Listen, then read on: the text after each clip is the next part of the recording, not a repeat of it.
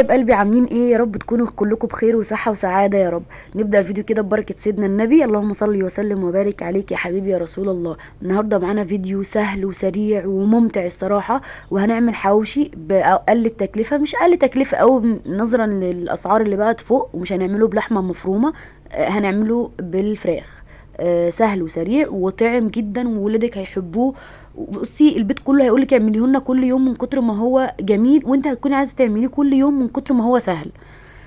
شايفين؟ لازم ادوق معاكم. يلا بينا نشوف الفيديو هيقول ايه. بس الاول قبل ما نبدا متنسوش تحطي لايك وتشترك في القناه هنا على الفيسبوك وعلى اليوتيوب عشان عندي تكبر بيكم ان شاء الله. انا معايا هنا شرايح من الفراخ، كانت دي اصلا كانت صدور بس انا قطعتها شرايح كده، وحطيت عليها بشرت بصلايه وشويه فلفل اسود وشويه ملح ودعكتهم بيها كويس علشان تشيل اي زفاره موجوده في الفراخ، بعد ما كنت نقعها طبعا في ميه وليمون وملح، ميه وليمون وخل نص ساعة. وبعد كده تبلتها بالبصل والفلفل الاسود نص ساعة برضو. وبعد كده جبت هنا 3 بصلات او 4 بشرتهم برضو بالمبشرة، وجبت حتة كده من الدهنة الضاني، لان انا معايا هنا كتاف، فالكتاف ما فيهاش دهون. اللهم صل على حبيبي المصطفى. فحطيت ما عندكيش دهنه ضاني ولا عندك اي دهون من اللي هي الشحوم بتاعه اللحوم دي، ممكن تحطي معلقه سمنه.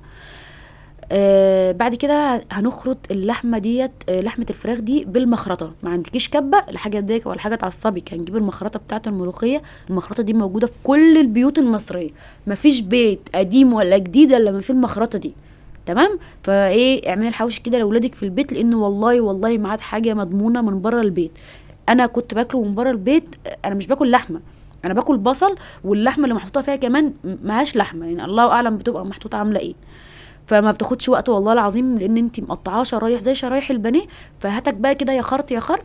وكمان حطيت البصل اللي انا بشرته ده مع الفراخ، علشان يعني ايه يبقى ناعم قوي كده ومفروم كويس جدا، وداخل جوه اللحمه ما يبقاش ايه ظاهر قوي يعني.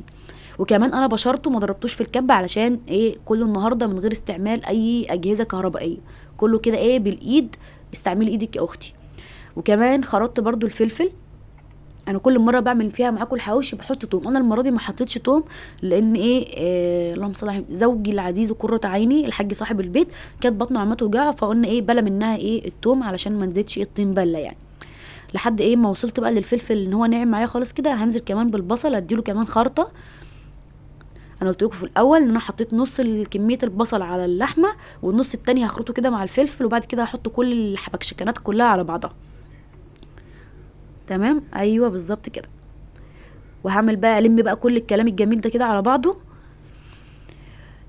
كل البهارات اللي انا هحطها كيس من ال11 بهار بتاع كنور، ونص معلقه من الفلفل الاسود، ومعلقه كده من البابريكا المدخنه، وشويه من الملح. بس لا اكتر ولا اقل. ما عندكيش الكيس بتاع ال11 بهار من كنور، شويه كده من بهارات اللحمه او من بهارات الفراخ، لا اكتر ولا اقل. ما عندكيش كل الكلام ده، روحي عند العطار هاتي كيس البهارات بتاعه الحواوشي وحطي الكيس بينحط على نص كيلو من اللحمه. انا هنا كنت حاسه ان اللحمه فيها سوائل كتير من البصل والفلفل، فجبت معلقتين دي كده صغيرين عشان لو فيها اي سوائل تمتصها. بعد كده جبت العيش بتاعي، بتروحي تجيبيه من الفرنه، بتقولي له عايزه عيش للحواوشي علشان يديهولك يكون مفتوح وبيتفتح كده. بتفتحيه فتحه صغننه كده، ايوه كانك ايه بتعملي عمليه ولاده قيصريه كده. ونفتحه كده، ايوه.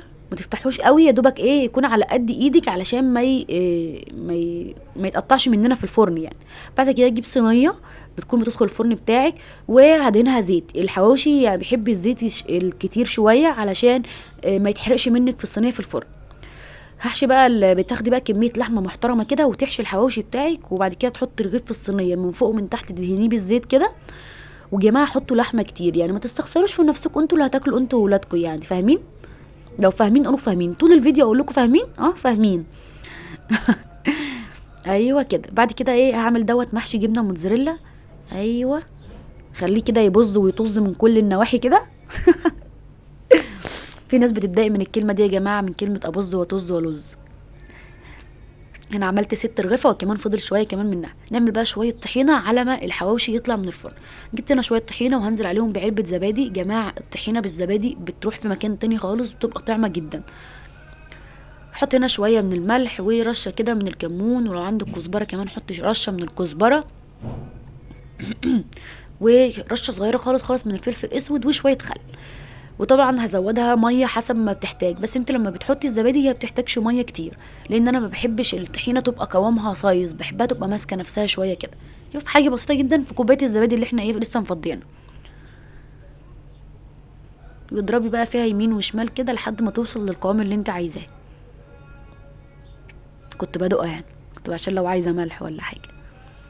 هنصبها بقى كده، شايفين يا سيدي؟ صلوا على الحبيب المصطفى يا جماعه، ما تسرحوش معايا وحطوا لايك للفيديو. ولو عجبتكم الوصفه اكتبوا لي تحت في الكومنتات. جماعه انا كل ما اكسل عن التصوير والله العظيم بقوم اصور كرامه لكومنتاتكم الجميله والكلامكم الحلو اللي انتوا بتكتبوه ليا على الفيسبوك هنا ولا على اليوتيوب. بجد كلامكم حلو وبيدخل جوه قلبي، ما تحرمش منكم يا رب. شايفين لونه جميل ازاي؟ يا سيدي يا سيدي، الرجيم باظ يا جماعه خلاص. انا ادام زوجي قرة عيني الحاج صاحب البيت هنا في اجازه، فانسوا ان احنا نعمل رجيم، ما بنعرفش. هنا ايه ده الفيديو ده؟ الفيديوهات دخلت في بعضها. معلش يا جماعه استحملوني. هنا ده كنت بقلبه، يعني انا بقول لكم ان هو بعد ما بيتحمر من تحت بقلبه حوالي مرتين كده لحد ما ياخد ايه اللون التمام معايا. هنا بقى كنت بقول لكم احمد ابني مش